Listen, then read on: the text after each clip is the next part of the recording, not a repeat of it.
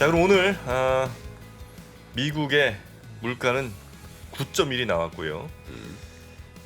우리 게스트 분들 가운데 또 이런 지표에 대한 설명을 또 가장 친절하게 쉽게 해주시는 분은 바로 또 우리 KB증권의 김효진 연구원님 아니겠습니까? 쏙쏙. 네, 귀 쏙쏙 김효진 연구원님 모시겠습니다. 어서 오십시오. 어서 오세요. 네, 안녕하세요. KB증권 김효진입니다. 네, 반갑습니다. 좀 좋은 내용으로 귀속속이면 되게 좋을 것 같은데. 아닙니다, 아닙니다. 안 좋은 내용일수록 더 잘해주셔야 됩니다. 역시 아무나 대표하는 거 아닌가 봅니다. 아니야, 나 목요일 아침마다 약간 소외감 느끼는 거야. 일단 뭐 환율 문제라든지 우리가 참 참고할 게 많은데 뭐부터 물가 좀 얘기, 물가 이야기부터 그렇죠. 드려야지 될 것 같아요. 오늘 네. 아침에 뭐 뉴스 어제 밤에 잠을 못 주무시고 이거 확인하고 자야지. 혹시 물가 좀 무섭잖아요, 네. 낮게 나오면 어떡하지라고 생각하셨던 분들 아침에 저도 어제 밤에 좀 실망을 하고 다시 잠들었는데 일단 팩트부터 좀 보시죠. 네. 차트를 첫 번째 차트부터 좀 봐주시면 좋을 것 같고요. 네. 네, 지금 이제 미국의 물가가 전년 동월비 이제 9.1%로 이제 상승을 한 상황입니다. 사실 물가가 되게 여러 가지가 있잖아요. 근데 이제 맨 위에 하늘색으로 보이는 것이 우리가 이제 어제 신문의 헤드라인에서 본 9.1% 네. 이제 이고 사실은 이제 물가 종류에 되게 여러 가지가 있어요. 근데 이제 가장 큰 덩어리를 뺀 것이 임대료거든요. 가장 큰 덩어리가 임대료예요. 이제 저런 거를 제외한 임대료 제외 서비스도 많이 올랐고 저 가운데 살짝 이제 고개를 누운 것이 근원 물가입니다. 그러니까 음식료하고 휘발유를 뺀 거. 네. 그래서 사실은 이제 통화 정책 할 때는 근원 물가를 더 중요하게 보고 근원 물가는 5월을 고점으로 해서 4월을 고점으로 해서 지금 5월도 6월도 2개월 연속 낮아졌어요. 그래서 사실은 이거 좀 끝물에는 다가오고 있는 것 같다라는 생각들을 할 수가 있죠. 할 수가 있는데 일단 저 헤드라인, 그러니까 전체 소비자 물가가 이제 너무 가파르게 이제 튀어 올라온 터라 시장이 어제 그거를 반영하기에는 좀 역부족이지 않았나라는 생각이고 저는 이제 엑셀로 숫자를 다 손으로 이제 쳐가지고 보니까요. 그러면 이게 다음 달에 어느 정도면은 좀 꺾일 수 있나, 다다음 달에 꺾일 수 있나 네. 이런 것들이 이제 손으로 이제 러프하게나마 추정을 해보는데, 네. 이게 9월까지는 참 쉽지 않을 것 같아요. 이제 물가 피크아웃에 대해서 기대감들은 되게 많이 낮아져 있고, 네. 한 4월, 5월에는 하반기에도 어려워요. 굉장히 걱정을 하셨다라고 한다면 그렇죠. 최근에는 이제 물가가 계속 높게 나오니까. 이제 나도 모르겠다라고 좀 생각 많이 하시는 것 같아요. 9월까지 어렵다고요? 9월까지도 이게 낮아져도 지금 이미 계속 예상치를 상회하고 있잖아요. 네, 네. 그리고 이미 이게 산수의 문제인데 이미 발표된 앞에 물가가 이만큼 뚱뚱해졌기 때문에 살을 많이 빼야지만 단기간이 많이 빼야지만 물가가 좀 쭉쭉 낮아지는 흐름들이 나타날 수 있습니다. 그래서 올해 여름 참 무더운 여름이 되겠구나 이제라는 생각들을 할 것 같고 지금 전월비 사실 1.3%가 웬 말입니까? 이런 네, 숫자들 네, 네. 상상하지 못했던 숫자들이 나왔기 때문에 시장은 물가에 대해서는 계속 좀 걱정하는 모습 나오는 것들이 좀 이제 물가 불가피할 것 중에서 같아요. 네, 그 유가만 따로 뽑아보면 네. 혹시 그것도 당연히 있을 거 아니에요, 그죠? 유가 가장 많이 올랐죠. 유가 에너지라고 네. 되어 있고 뭐 가솔린으로 되어 있기도 한데 네. 에너지가 이제 가장 많이 올랐어요. 그래서 그렇죠. 이제 에너지 같은 경우에는 6월 중순부터 좀 낮아졌단 말이죠. 근데 그런 것들이 이제 이번 소비자 물가에는 사실은 온전히 반영이 안 반영되지는 됐고. 못했습니다. 네. 휘발유 가격 고점 대비 좀 거의 좀 하순에 빠지고 반영됐죠. 있으니까. 하순에. 예, 그래서 이제 다음 달부터 반영이 되겠고 어제 사실은 주가 낙폭이 물가 쇼크에 비해서는 엄청 크진 않았잖아요. 그렇죠. 이제 이런 거에도 장중 차트를 보여드렸으면 되게 좋았을 것 같은데 어제 국채 금리가 참 이건 온탕냉탕이 아니라 저 화산 폭발과 북극 정도로 왔다 갔다 했거든요. 네. 장중에. 그래요? 예, 이렇게 완전히 급등을 했다. 물가 나오자마자 완전히 급등을 했다가 10년물 기준으로요. 그거를 다 갑자기 또 하락하면서 하락 반납을 하면서 마감을 했어요. 그러니까 이렇게 놀랐다가 가만히 있어보자. 그래, 휘발유 가격은 6월 중순부터는 좀 빠지기 시작했고 8, 9월 숫자는 물가가 낮아진다라고 보기는 어렵지만 연준이 강하게 긴축을 하면 결국 경제에 대해서는 우리가 더 침체 쪽으로 가까이 가는 거니 금리가 오를 필요, 특히 10년물 같이 좀 길게 보는 금리는 오를 필요가 없다라고 하면서 이제 반응을 했죠. 네. 주가도 그래서 이게 접어놓은 것처럼 퍽 빠졌다가 그래, 똑같은 생각들을 하면서 주가도 사실은 낙폭을 상당 부분 이제 만회를 하면서 네. 마무리됐죠. 그러면 제가 뭐 근월물가 조금 꺾인 거에 대해서 시장은 그렇게 이걸 가지고 안도할 분위기는 아닙니다라는 이야기를 드렸는데 이제 왜 그러냐면 이제 두 번째 차트를 이제 보시는 것처럼 이게 말이 조금 어려운데 몇 개만 오르냐, 고루고루 오르느냐에 대한 그림이라고 보시면 돼요. 저 막대기가 높으면 몇 개 항목이 전체 물가를 끌어당기는 겁니다. 잘 나가는 애하고 못 나가는 애하고 편차가 네. 큰 거, 1등하고 꼴찌하고 점수 차이가 많이 나는 거예요. 저 막대기가 낮아지면 낮아질수록 상향 평준화되어 있다라는 이야기입니다. 네, 그래서 저 네. 막대기가 낮아지는 게 사실 지금 좋은 게 아닌데 휘발유는 우리가 앞에서 이야기한 대로 6월 중순부터 낮아졌어요. 그러면 이제 좀 한숨 돌릴 수 있는 거 아니야? 라고 사실은 이제 계산들이 나와야 되는데 이 항목이 굉장히 무수히 많은데 이제 이런 것들을 저희가 1등부터 꼴등까지 줄을 세어보니 점수가 다 안 좋게 높은 거예요. 다 높은 거예요, 상승세가. 골고루? 예, 네. 골고루 높아지고 있는 겁니다. 이게 제가 뭐 끈적끈적한 물가, 뭐 스티키 프라이스 이런 이야기도 드리고 지난번에 여러 가지 물가의 보조 지표와 관련된 이야기도 드렸는데 이런 물가의 표준 편차가 낮아진다. 그러니까 네. 즉 고루고루 오른다라는 점은 휘발유만 꺾였다라고 해서 연준이 후퇴하기는 좀 어려운 상황이겠어. 휘발유 제일 중요하고 이제 사우디 순방도 앞두고 있으니까 좀 기대감들을 많이 낮춰놔도 뭐 하나 해줬으면 좋겠다. 뭐 이런 생각들 하잖아요. 네네네. 그런데 이거가 벗겨지더라도 그러니까 휘발유 가격이 좀 더 낮아진다고 하더라도 다른 것들이 좀 해결할 문제들이 남아 있다라는 생각들을 하는 네. 거죠. 그래서 이제 어젯밤에 선물 시장 같은 경우에는 7월에 금리 인상을 거의 뭐 70% 80%까지 반영을 하면서 이제 마무리가 되었고요. 연말 기준으로 해서도 차트에서 보시는 것처럼 한 일주일 전까지만 해도 3.5% 올해 연말에 올리면 3.5%까지 올릴 거야라는 이제 전망들이 있었는데 3.75까지 이제 올리는 쪽으로 전망이 이제 확 상향 조정되는 이제 그런 그림입니다. 그리고 언론 보도에서 보신 분도 있고 못 보신 분도 있을 텐데 어제 캐나다 중앙은행이 1%. 기준금리를 올렸어요. 근데 거기도 조금 늦게 올리기 시작하긴 했어요. 다른 나라들보다도. 근데 75bp 금리 인상을 할 거야. 그것도 이 75bp 금리 인상이 웬 말이야가 캐나다 언론에서의 분위기였는데 100bp 금리 인상을 하면서 이게 사실은 성장이 좋고 물가가 낮은 게 우리가 긍정적으로 썼던 뉴노말이라는 단어였는데 지금은 뭐 75bp, 100bp 금리 인상이 약간 뉴노말이 되어 가고 있어요. 이게 뭐 영원히 되지는 않겠습니다만 네. 지금 이제 미국뿐만이 아니라 다른 어제 한국은행도 이제 50bp 사상 첫 빅스텝 금리 인상을 했는데 이렇게 행보를 좀 가파르게 한다라는 거는 금융시장에 이제 무거운 부분들이 아닐 수 없다라는 거를 이야기 드리겠고 물가에 대해서는 아까 말씀드린 대로 이제 근원 물가도 조금씩 낮아지고 있기 때문에 아주 최악은 조금씩 벗어나고 있기는 해요. 또 물가 세부 항목을 보면은 그동안 좀 많이 올랐던 여행, 그러니까 항공료죠. 항공료나 숙박, 놀러 가는 것들은 가격이 확실히 좀 낮아지고 있어요. 절대적으로도. 네. 그러니까 사람들이 이 가계부에 맞춰서 이제 소비를 줄이고 있는 거죠. 네네네. 그러면서 이제 물가는 잡히겠지만 우리가 가장 원했던 거는 이제 경제는 별로 기스가 안 나면서 이제 물가를 잡는 시나리오였는데 그 시나리오에서는 굉장히 빠르게 또 멀어지고 있다라는 이야기도 좀 드려야지 될 것 같습니다. 그래서 물가는 이제 들으시는 분들도 막 물가 얘기 좀 그만했으면 좋겠다라는 생각 좀 하실 것 같은데 네. 일단은 아마 저희 하반기 내내 아마 좀 계속 하게 되지 않을까라는 좀 우울한 말씀으로 좀 마무리를 드리도록 하겠습니다. 그래요? 네. 그리고 오늘은 사실은 메인으로 준비했던 거는 환율 이야기예요. 환율이 제가 지난번에 차트를 많이 못 보여드려서 환율과 관련된 차트를 많이 가지고 왔고요. 환율도 환율인데 최근에 한국의 이제 외환 보유액이 줄어들면서 야 이거 뭐야 괜찮은 거야?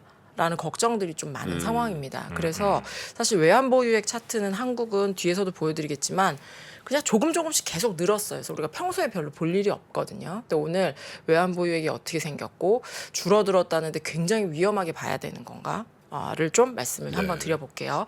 그럼 첫 번째 페이지부터 환율 이야기를 좀 본격적으로 한번 해보시죠.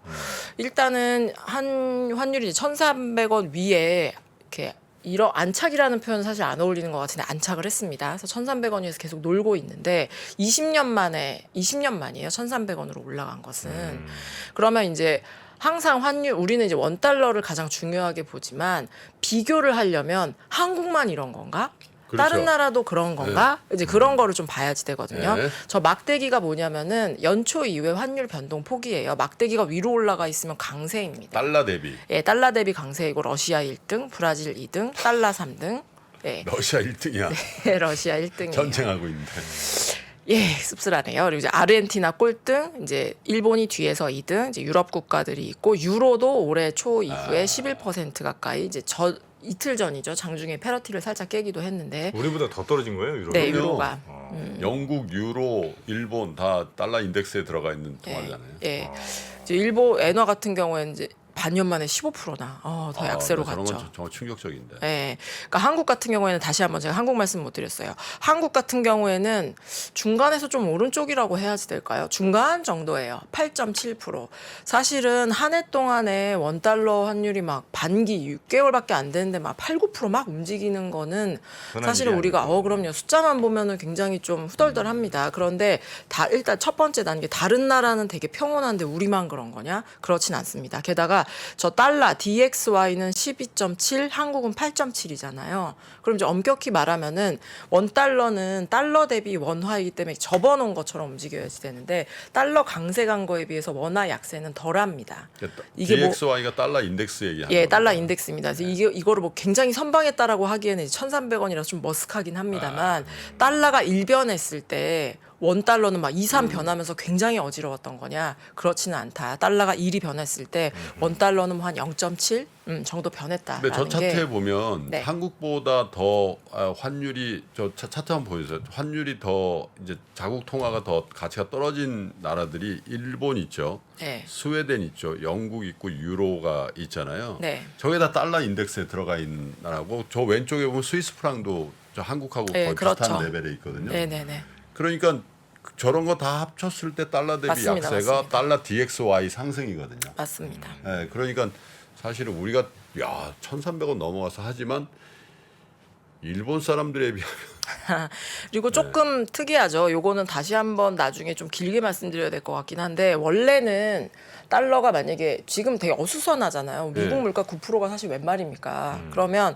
달러가 만약에 100에서 110이 됐으면 10% 변했으면은 아시아 통화들은 막 난리 나거든요, 보통은. 그렇죠. 네. 그래서 지금은 사실 1,300원은 굉장히 헉스럽고 앞으로 더 올라갈 것 같아서 저도 불안감을 느낍니다만 뭐 환란 이런 표현 저희가 가끔 쓰긴 하잖아요. 이제 그런 것과 어울리는 시장 상황은 아니다라는 거를 좀 팩트 체크를 한번 해드려야지 될 것 같고 사실은 그래서 이제 말씀드리고 싶은 거는 원달러의 절하폭이 사실 그렇게 크지는 않습니다. 약세폭이 그렇게 크진 않아요. 그럼에도 불구하고 레벨이 1,300원이 넘다 보니 이거 우리가 뭔가 한국에 대해서 놓치고 있는 거 아니야? 굉장히 안 좋은 게 아닐까라는 이제 불안감들이 그렇죠. 있고 요 불안감을 한층 더하게 하는 게 이제 외환 보유액입니다. 두 번째 차트를 보시면은 이게 1990년 이후에 한국의 외환 보유액이에요. 그냥 뭐 한 달 줄어들 때는 있었지만 줄어드는 적이 별로 없어요. 너무 별로 없어서 제가 숫자로 1, 2, 3 이렇게 해놨는데 97년도부터 이제 좀 줄어들었었고요. 그리고 이제 2008년 초부터 좀 줄어들었었습니다. 잠깐. 예, 잠깐 때마다 줄어들었었고. 위기네. 예, 그러니까요. 97년 이후에는 한국 분이시라면 누구나 알고 있죠. 아시아 외환위기를 겪었었고 2008년 9월에도 리만 브라더스가 붕괴하면서 글로벌 금융시장 굉장히 고생을 했었기 때문에 저 지금 작년 7월이 고점이고 그때보다 7% 외환 보유액이 줄었거든요. 그래서 이전에 비해서 뭐 각도가 되게 가파르냐, 양이 많냐라고 하면 그렇지는 않은데 97년에도 그 줄어든 다음에 외환위기 나지 않았습니까? 2008년에도 외환 보유액 줄어든 다음에 리만 브라더스 붕괴하지 않았습니까? 그러면 원화도 여기서 훨씬 더 상승한 걸로 봐야 되는 게 아닙니까? 우리의 외화 유동성은 풍부합니까? 라는 이제 걱정들을 할 만한 상황인 거죠. 오늘부로 김효진 의원도 이제 그 사칭 당합니다. 저 차트 당해서 위기 온다고 다 그런 사람 나옵니다 이제. 아, 그렇구나. 그럼 빨리 저거 다음 보면 차트. 약간 유혹이. 그렇구나. 예를 들어서 네. 이거 아주 너무 기초적인 네, 질문이 말씀하세요. 부끄럽긴 한데 달러 인덱스가 뭐 예를 들어 100에서 105가 돼요. 네. 그럼 그만큼 이제 달러 강해졌다는 거잖아요. 네, 그럼 이제 우리 환율은 당연히 낮아지잖아요. 네. 그러니까 우리 돈 가치가 떨어지겠죠? 네, 높아지죠. 원달러 숫자 그렇죠, 높아지고, 숫자 높아지고. 같이 약해집니다. 네. 근데 그거는 예를 들어 달러 인덱스가 105 됐으니까 그러면 이렇게 계산해 갖고 원화는 이제부터 얼마입니다. 이렇게 알려주는 건 아닐 거 아니에요. 아, 그렇죠. 시장에서 자연스럽게 이게 그치. 거래되고 이러면서 정해질 거 아닙니까? 그렇죠, 그렇죠. 근데 달러가 105 됐다고 해서 우리 원화가 갑자기 1,200원에서 1,300원 되는 거는 갑자기 뭐 수출 가격을 막 변화시키거나 이러진 않을 텐데 네. 왜 그게 바뀌는 거죠? 아, 이렇게 설명드리면 될 것 같아요. 보통 그렇게 달러가 비례식이라고 하죠, 저희. 그러니까 네. 달러가 되게 그렇게 만약에 예를 들어서 이러면 안 되지만 원 달러가 갑자기 1,000원에서 1,300원이 된 거예요. 그렇게 급격한 변화가 있을 때 어떤 일이 나타나냐면 달러가 많이 말라 있는 상황들이기 때문에 원화에서 바꿔서 달러로 이제 밖으로 미국으로 위험하니까 보통 도망갈 때 그러니까 자금을 빼서 미국으로 다시 돌아갈 때 그런 일이 나타나는데 원래 시장이라고 하면은 사는 사람도 있고 파는 사람도 있기 때문에 자 지금 1,000원이니까 1,001원에 나 달러 줄래? 이런 식으로 이제 보통 거래가 되죠. 네네. 굉장히 이제 어지러울 때는 달러 지수 상관없이 나 달러 줄래? 야 나도 없어. 내가 1,001원 나 1,010원 줄게. 난 1,020원 줄게. 이러면서 별로 이렇게 펀더멘탈의 변화나 달러 지수에 큰 변화가 없다고 하더라도 달러를 구하는 사람만 네. 너무 많기 때문에 원달러가 급등하는 현상들이 이제 나타나죠. 우리나라 국내에서 달러 수요가 많아지니까. 네, 그렇죠. 그리고 이제 한국에 들어왔던 투자를 네. 했던 주식 투자가 됐건 채권 투자가 했던 외국인 분들도 많이 하잖아요. 이제 네네. 그분들은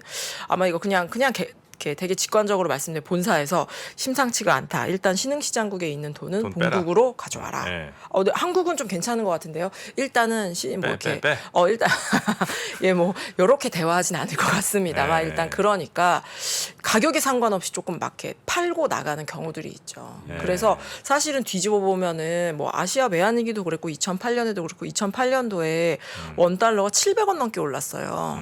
근데 그때 글로벌 금융위기에서 가장 먼저 탈출한 나라는 한국이었었거든요. 그래서 그럴 때마다 이제 히스테릭하게 반응을 합니다. 그러니까 요거는 달러 인덱스와 무관하게 그냥 수급에 의해서 이렇게 결정되는 가격인 근데 거죠. 보통 이제 달러 인덱스도 그럴 때는 강하죠. 다 그렇게 돈들을 다 빼서 이제 미국으로 가져가고 달러에 대한 수요가 많기 때문에 달러도 강한데 달러가 10 정도 강해진 거에 비해서는 신흥국 통화는 뭐 좀 섞으면 뭐 100, 뭐 200까지도 움직이는 그런 이런 흐름들이 케이스는 나타납니다. 아까 그 봉 차트 이 막대 그래프는 저는 처음 보는 거예요. 왜냐하면 크라이시스가 와서 안전자산인 달러가 강세는 맞아요. 그건 대체로 신흥국 통화에 대해서 그렇거든요. 네.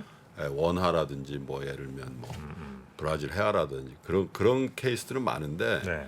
아까 제가 왜 그 말씀을 똑 집어서 드리냐면 유로는 그렇다 치더라도 적어도 스위스 프랑하고 일본 엔화는 크라이시스 때 오히려 더 강세예요. 네.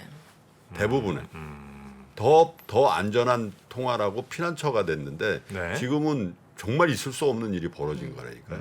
엔화의 절하폭이 세계 1위야 거의. 거기다가 스웨덴도 거기 크론에 들어가 있죠. 스위스 프랑도 들어가 있죠. 이런 거를 처음 본 거예요 저는. 그러니까 이게 우리가 지금 1,300원 초반에 있는 원화 절하를 가지고 네.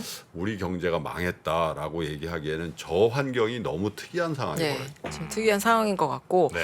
저희가 막 환율이 막 1,000원 갔다 1,300원 갔다 외환 보유액이 막 줄어들었다 이런 이야기를 했는데 사실 제가 말씀드리고 싶은 본론은 그게 아니었어요. 네네. 3페이지부터 조금 속도감 있게 보시죠. 좋습니다. 최근에 이제 또 언론에서 한국의 외환 보유액이 너무 터무니없이 부족하다. 그래서 우리가 큰 위기를 맞을 수도 있다라는 경계감들도 있는 상황입니다. 사실은 이게 많으면 좋죠. 안전하죠. 이제 많으면 좋은데 몇 가지 숫자를 우리가 짚어는 봐야 될 것 같아요. 턱없이 부족한가. 일단 IMF하고 국제결제은행 BIS 같은 데서 신흥시장국한테 권고를 해요. 외환 보유액을 요 정도 규모는 가져가는 것이 안전할 것 같습니다. 라고 이제 권고를 하고 네. 이런 권고들은 보통 좀 많이 하죠. 왜냐하면 저희도 예를 들어 입시를 하면은 다 1등급이면 좋잖아요. 네. 그러니까 국영수를 고르게 다 열심히 하십시오라고 권고를 하죠 선생님들은. 그래서 그래서 이렇게 좀 풍부한 외환 보유액을 가져가도록 늘 권고를 하고요. IMF에서 적정 외환 보유액 평가라는 거를 해요. 계산은 복잡한데 한국이 수출을 얼마 합니까? 시중에 통화량은 얼마 있습니까? 달러 빚은 얼마 있습니까? 외국인들이 한국 주식이나 한국 채권을 얼마나 들고 있습니까? 그래서 자금들이 막 움직일 때 어느 정도는 외환 보유액이 있어야 버퍼가 좀 있을 수 있겠습니까?가 적정 외환 보유액 평가 비율이라고 보시면 됩니다. 네. 저 보시는 선이에요. 실제로 2004년에는 막 1.5까지도 갔었는데 많이 낮아졌어요.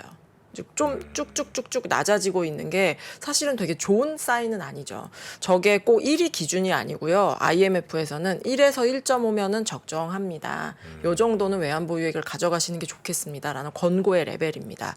2021년 기준으로 해서 한국이 딱 0.99예요. 오. 네. 그래서 1을 깼기 때문에 부족하다라고 이야기할 수는 있겠지만 저희가 보통 소수점 두째 짜리까지 뭐를 보는 경우는 그렇게 많지는 않죠. 그래서 줄어들고 있다. 저 적정 비율이 낮아지고 있다라는 건 좋은 사인은 아니죠. 건전성이 아주 탁월했다가 우수 정도로 낮아졌다라고 볼 수는 있겠습니다. 다만 네. 저게 외환 보유액이 막 너무 줄어들었다. 너무 경제는 켜지고 외환 부채, 대외 부채는 많아지는데 외환 보유액만 줄어들었다. 그런 상황은 저는 조금 아니지 않나 네. 라는 생각들을 하고 있고요. 제가 아까 원달러 차트도 보여드렸지만 항상 뭔가 현상을 보실 때 이게 한국만 그러면은 원달러도 격하게 반응합니다.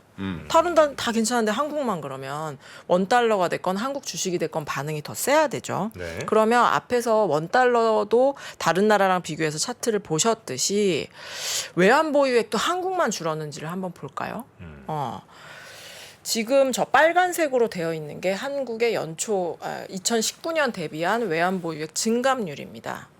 2019년을 왜 비교 대상으로 해봤냐면은 2019년도가 팬데믹 전이잖아요. 팬데믹 전에. 네. 네. 팬데믹 때 뭐 경제가 좋은 나라건 코로나 피해가 적은 나라건 많은 나라건 외환 변동성 정말 심했습니다. 그래서 외환 보유액을 좀 소진하면서 모두들 방어를 많이 했단 말이죠. 그래서 외환 보유액이 전반적으로 줄어들었는데 한국은 사실 냉정하게 얘기하면 적게 줄어든 편이에요. 5% 정도? 뭐. 저 정도면 뭐 줄어든 건가요? 사실은. 왜냐면 근데, 최근에 있었던 그 유로화 약세라든지 이런 거 다 반영한 거 아니에요, 저런 게?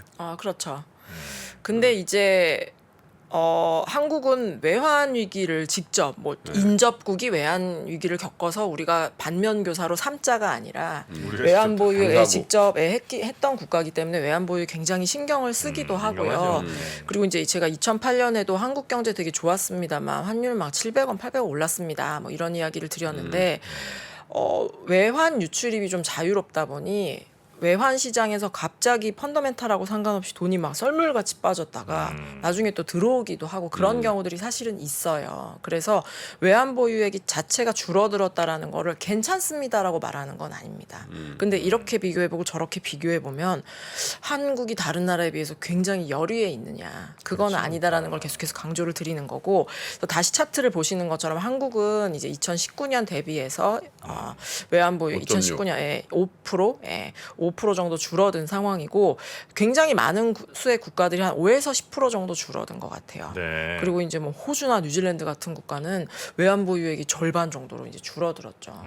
그래서 오히려 뉴질랜드는 왜 그렇지? 호주는 왜 그렇지? 뭐 아르헨티나, 터키는 구제금융을 받는 거의 수준이니까 이제 그렇다고 치고 이런 것들이 글로벌 금융시장이 안 좋다라는 증거이기는 합니다. 그 외환 보유액은 다 달러로 계산했을 때 이 돈이에요? 아니면 달러로 계산했을 때. 예, 계산했을 때. 그러면 예를 들어 저희가 뭐 옌도 있고 뭐 유로도 있고 뭐 이렇게 할 텐데 그럼 그 친구들은 그 전보다 더 낮게 평가될 거 아니에요? 맞습니다. 맞습니다. 그걸 달러 텀으로 바꿔서 하는 거니까 그래서 제가 5.6%의 하락이라 외환 보유액의 감소라는 건 달러 텀으로 감소했다는 거거든. 네. 근데 최근에 예를 뭐 저기 보시면 일본은- 정확히는 모르겠는데 왜 뉴질랜드가 저렇게 감소했을까? 네. 저 생각해 보면 뉴질랜드 외환 보유는 호주 달러로 많이 운용됐을 가능성이 있을 거예요 아마. 그거 한번 봐야 되겠네요. 뭐 그랬든 안 그랬든 간에 우리 한국은행에서 관리하는 외환 보유도 유로화 채권 또 뭐 스위스 프랑 엔화로 다 운용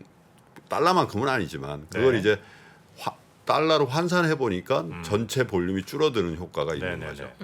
보통 이제 달러가 가장 많기 때문에 그런 환율 변화도 있긴 하지만 요거 줄어든 거에는 사실은 메인은 그동안 외환 변동성이 우리가 뭐 외환 당국이 원화를 강세로 만들어야 되겠어, 약세로 만들어야 되겠어 그렇지 않습니다. 너무 크게 변동해서 비즈니스 하시는 분들, 경영을 하시는 분들이 불필요한 이제 비용을 치르지 않기 위해서 변동폭은 저희가 경계를 하거든요. 네. 그래서 이제 그런 부분들을 이제 스무딩하기 위해서 돈들을 비용을 지불했다 이제라는 거고, 그러면 앞에서 제가 쭉 말씀드린 게 외환 보유액이 줄어들었는데 줄어든 다음에는 위기들이 항상 발생을 했기 때문에 이런 것들을 좀 연관시켜서 역시 큰일 났어라고 생각하실 만한 상황인 건 맞다. 그리고 적정 외환 보유액 평가 비율을 보면은 이 0.99기 때문에 굉장히 부족하냐라고 하면 그렇진 않기 때문에 줄었기 때문에 좋다고 얘기하기는 어렵다. 다른 나라랑 비교했을 때도 많이 준 건 아닌데 안 준 건 아니잖아. 라고가 제가 볼 땐 가장 팩트예요. 그런데 제가 좀 강조드리고 싶은 마지막 포인트는 이거예요. 네. 1997년, 네. 2008년도랑 지금의 한국이 같나? 는 한번 좀 짚어봐야지 될 것 같아요. 어떤 면에서요? 무슨 얘기로 하면 두 가지가 제가 볼 땐 다른 것 같은데, 순대외 금융자산하고 부채 구조가 다릅니다. 첫 번째, 순대외 금융자산, 말이 어렵죠. 외국인이 한국의 주식이나 채권을 산 게 많으면 저 파란색 선이 밑으로 내려가요. 네. 그러니까 한국이 좋아 보여서 산 거기도 하지만 위기가 나타났을 때 빼갈 수 있는 돈도 많다라는 얘기입니다. 김 대표님 입이 딱 와. 벌어지셨는데 저 정도인지 몰랐는데. 저 정도죠. 2014년을 기점으로 해서 다시 차트 보여주시죠. 네. 2014년을 기점으로 해서 한국의 순대외 금융 자산이 플러스로 아주 가파르게 올라가고 있습니다. 한국에서 해외 대체 부동산 투자도 많이 했고요. 서학개미, 운동이라고 뒤에 네, 붙이기도 하면서 해외 주식도 많이 했었기 때문에 이런 것들이 이제 십시일반 더해지면서 한국에서는 외국인이 우리의 자산을 산 거보다 우리가 밖에 투자한 게 더 많습니다. 감안하고 봐야 된다. 네, 이게 사실은 뭐가 좋은 거는 없어요. 좋은 거는 없는데 원래 뭐 1인당 국민소득이 올라가고 이제 뭐 금융에 대한 이렇게 업이 발전하게 되면 저게 이제 밖으로 많이 투자를 일본이 하기도 하죠. 대표적인 예죠. 예, 일본 대표적입니다. 근데 제가 아주 뭐 한 1년 전인가 한번 보였는데 저 정도 각도로 올라가진 않아요. 한국 분들은 투자를 굉장히 열성적으로 하시기 때문에 저렇게 차트가 나와요. 굉장히 인상적인 차트예요. 그럼 이제 다시 외환 보유액이나 이렇게 시장을 이렇게 생각을 해보시면은, 만약에 이제 정프로님이 미국 주식을 하신다고 치면은 네, 이렇게 하고 있습니다. 보면은 미국 주식이 아무래도 힘이 좀 없을 것 같아. 근데 시작을 1,100원에서 예를 들어서 했으면 환율에서는 한 20% 낮잖아요. 그쵸. 그럼 이제 고민이 되죠. 좀 어려울 거, 뭐 물가도 안 잡힌다고 그러고 어려운 것 같은데 일단 한국으로 가지고 올까? 이자도 많이 올라가는데 일단은 좀 빚을 조금 갚는 게 낫지 않을까? 네네네. 이런 생각 저 같으면 할 것 같거든요. 그렇죠. 그러면은 국내에서 한국 주식 별론 것 같아. 이제 미국 금리도 많이 올랐으니까 미국 채권이 더 매력이 있어라고 하면서 나가는 돈도 있습니다. 그런데 반대로 계산을 해보면서 들어오는 돈들도 있죠. 그래서 뭐 엔화나 유로화 같은 게 막 위기 때 뭐 안전자산이라고 가는 것들도, 강세로 가는 것도 있지만 밖에 투자해 놓은 돈들이 다시 들어오면서 자기 나라로 돌아오면서 그렇죠. 사실은 엔화 같은 경우. 그런 거거든요. 근데 한국도 뭐 그래도 나는 미국에 달러로 돈을 가지고 있는 게 좋겠어라고 판단하는 분도 있을 겁니다. 근데 사람이 투자하는 마음이 다 같진 않잖아요. 네. 들어오는 사람도 있고 나가는 사람도 있고.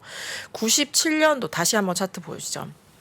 1997년도나 2007년 8년도에는 나갈 수도 있는 돈이 훨씬 많았던 거예요. 특히 저 05, 06, 07이라고 써 있는 데를 보시면은 저 때 투자를 되게 많이 했어요. 한국이 장이 좋았잖아요. 장이 좋았고 중국을 필두로 해서 막 그 아시아 신흥국의 성장이 굉장히 가팔랐었기 네네. 때문에 외국인 투자를 많이 많이 했었어요. 들어온 거죠. 그래서 저 때는 한국의 매력이 높아서 많이 들어왔던 거지만 위기가 터지니까 또 펀더멘탈하고 상관없이 돈이 너무 많이 나갔죠. 그래서 좀 우리가 골탕을 먹었죠. 근데 지금은 저 꼬리 부분을 보시면은 해외 투자가 계속해서 늘고 있습니다. 계속해서 늘고 있기 때문에 저 돈이 나 이제 다시 한국으로 가야지라고 할 때 가지고 있는 자산을 막 부동산 같은 경우에는 내놓는다고 막 팔리는 게 아니기 때문에 원할 때 못 들어올 수는 있습니다. 있죠. 그럼에도 불구하고 나갈 수 있는 돈만 많은 근데 것과 저 순대외 금융자산이 해외에서 한국에 투자하는 거 하고 한국이 해외에 투자하는 거에 차감 금액이잖아요. 퉁친 겁니다. 네. 저 외국인 순매도가 반영된 거네. 그런 것도 반영이 좀 외국인이 있죠. 그 기간 때 줄창 한국 주식을 팔았으니까 비교의 대상이 이게 줄어든 효과. 예. 저렇게 한국 대외 투자가 저렇게 급속도로 늘었을까? 근데 김프로님 말씀하신 것도 있는데요. 네. 만약에 굳이 나눠서 보자면은 한국에서 해외 투자한 게 한 7이고요. 네. 외국인들이 그게 팔고 3이다? 나간 게 한 3. 예, 그 정도 됩니다. 예. 그래서 너무 팔기만 했으면은 좀 기분이 안 좋네요. 근데 한국도 해외 투자를 참 많이 하긴 했어요. 물론 그렇겠죠. 예, 예, 네. 예. 그래서 요런 순대외 금융자산이라는 단어는 사실 저희도 평소에 쓰진 않은데 네. 밖에서 들어올 수 있는 돈들이 꽤 있다던데. 그러면은 시장이 이럴 때 가격이 원활하게 형성돼. 팔려고 하는 사람만 있을 네. 때는 가격이 의미가 없죠. 쭉쭉쭉쭉 빠지죠. 근데 네. 팔려는 사람도 있고 살려는 사람이 있으면 어느 정도 선에서는 가격이 걸리죠. 이제 그런 것들을 우리는 기대해 볼 만하다라는 네. 거고 이제 두 번째는 부채 구조가 좀 장기화됐다라는 겁니다. 네. 사실은 우리가 빚이 얼마가 있는지가 중요하죠. 100만 원이 있냐, 1000만 원이 빚이 있냐 또 중요한데 만약에 1000만 원에 제가 빚이 있는데 네. 10년 만기예요. 그럼 사실 엄청 걱정은 안 될 것 걱정 같아요. 안 되죠. 10년 안에 내가 열심히 해서 갚아야지. 근데 빚이 100만 원밖에 없다고 하더라도 이거는 2달 뒤에 이번 달 말까지 갚아야 돼. 연장을 안 해줘. 걱정되죠. 그러면 잠을 못 자죠. 잠을 못 자는데 한국의 부채 구조가 지금 장기가 7이고 단기가 3이에요. 차트 한번 보실까요? 네. 오른쪽의 차트, 왼쪽 차트부터 보시죠. 왼쪽 차트에 하늘색 막대기랑 남색 막대기랑 합쳐져 있는 저 쭉 올라간 막대기가 한국의 전체 부채입니다. 2018년 이후부터 부채가 좀 빠르게 늘기는 했어요. 대외 부채가. 그래서 저거는 부채가 늘은 건 사실이기 때문에 부채에 대한 부담들이 생기죠. 좋지는 않습니다. 뭐 경제 규모가 커지고 이제 금융이 발달하면서 부채가 느는 거는 당연한데 이전의 각도보다는 확실히 좀 가팔라요. 그래서 저거를 좋다고 말씀드리는 건 아니지만 부채의 구조를 뜯어보니 만약에 부채가 늘었는데 단기 부채만 많이 는 거예요. 그러면 그거는 가장 안 좋습니다. 네. 그런데 보면은 장기 부채 위주로 좀 늘었어요. 그러네. 그래서 오른쪽 차트에서 보시는 것처럼 검정색 선이 전체 대외 부채에서의 장기 비중 73%, 하늘색 선이 전체 부채에서 단기 부채 비중 26.7%. 그리고 저게 거의 한 10년 동안 유지가 되고 있다라는 거죠. 관리가 되고 있습니다. 네. 부채가 막 단기화되지 않도록. 그래서 이제 저런 것들도 봤을 때도 외환 보유액이 줄어들고 부채가 늘었다라는 거는 좋지 않습니다. 1,300원이라는 숫자도 확실히 경계감들이 있는 거죠. 다만 이 외환 보유액이 한국만의 고유의 위기로 굉장히 직결된 상황이야. 제가 오늘 그래서 숫자 데이터를 일부러 더 많이 가지고 왔어요. 네. 그럼에도 불구하고 요 한 번씩 찬찬히 보시면서 불안한 건 사실이다. 근데 불안한 거랑 위기로 곧장 가는 거랑은 좀 다르기 때문에 그런 것들은 좀 구별해서 보자라는 게 오늘의 결론입니다. 네. 요 자료를 저희가 좀 시청자분들하고 공유를 좀 해도 그럼요. 되겠습니까? 네네네. 신의 자료실에. 그러면 네네. 저희가 3프로TV 앱 신의 자료실에 업로드를 해드릴 테니까요. 네. 우리 김효진 자료님의 지금 소개해주지 못한 네. 자료도 있거든요. 네, 그 자료님 아닙니다. 네? 김효진 자료님이 아니라고. 제가 자료님이라고 마음이 그랬어요? 급하군요. 아 그렇습니까? 김효진 위원님의 네, 자료를 저희가 업로드 해놓을 테니까요. 요거는 오늘 소개해드리지 못한 내용까지 함께 네. 참고해 보시면 좋겠다는 생각이 좀 듭니다. 크게는 막 그 위험한 상황은 아니다. 네, 이런 그렇습니다. 거죠. 그렇습니다. 그리고 한국만 위험한 게 사실 제일 안 좋잖아요. 네, 그런 네. 상황 아니다라는 거 말씀드릴게요. 알겠습니다. 자 오늘 저희와 함께해주신 KB 증권이죠. 우리 김효진 연구위원님 오늘도 감사하고요. 다음 주에 뵙겠습니다. 네, 감사합니다. 감사합니다.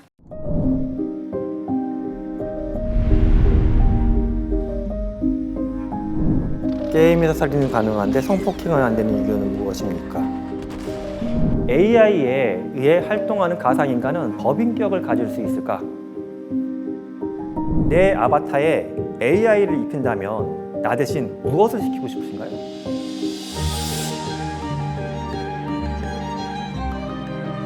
질문 자체를 만드는 걸 질문으로 드리고 싶었어요.